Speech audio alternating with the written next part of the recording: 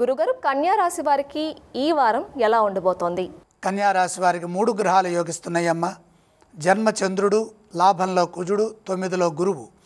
మనోబలంతో విజయాలు సిద్ధిస్తాయి. సకాలంలో పనులు మొదలుపెట్టండి. ఏకాగ్రతతో పనిచేస్తే అభీష్ట సిద్ధి కలుగుతుంది. ఈ విషయం గుర్తుపెట్టుకోవాలి. గ్రహబలం తక్కువగా ఉన్నప్పుడు ఏకాగ్రతను పెంచాలి. ఉద్యోగంలో చైతన్యం పెరుగుతుంది. అధికారుల నుండి మేలు చేకూరుతుంది. సమయస్ఫూర్తిని ప్రదర్శించడం ద్వారా ఒత్తిడిని జయిస్తారు. తోటివారితో శాంతంగా ఉండాలి.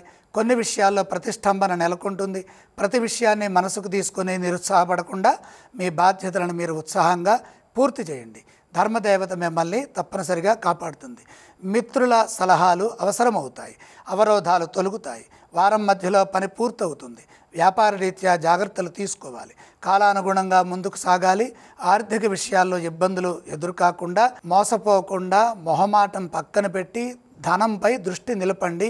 డబ్బుని కాపాడుకోవాలి. ఆర్థిక నష్టాలు రాకుండా చూడాలి. ఎట్టి పరిస్థితుల్లో చెడు ఊహించవద్దు. నా వల్ల ఏమీ కాదు అనేటటువంటి వాక్యాలు పలకవద్దు. మనసుకి అసలు చెడే రావద్దు. అలాగే నేను ఏదైనా చేయగలను, ఇప్పుడు కాకపోతే నేను రేపైనా సాధిస్తాను, నాకు ఆ విశ్వాసం ఉన్నది, నా మీద నాకు నమ్మకం ఉన్నది అనే విధంగా మీరు ముందుకు సాగాలి. ఏ విషయంలోనూ మొండిగా ఉండొద్దు. ఆరోగ్యంపై శ్రద్ధ పెంచండి.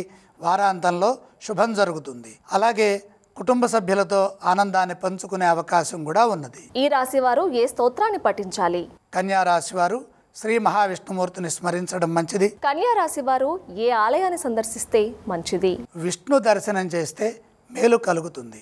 ఈ రాశి వారు ఏ విధానం చేస్తే శుభప్రదం అంటారు? ప్రధానంగా అష్టమ సూర్యుడున్నప్పుడు ఆత్మవిశ్వాసం తగ్గుతుంది కాబట్టి సూర్యప్రీతిగా కొద్దిగా గోధుమలు సూర్యగ్రహం దగ్గర ఉంచి నమస్కారం చేయండి.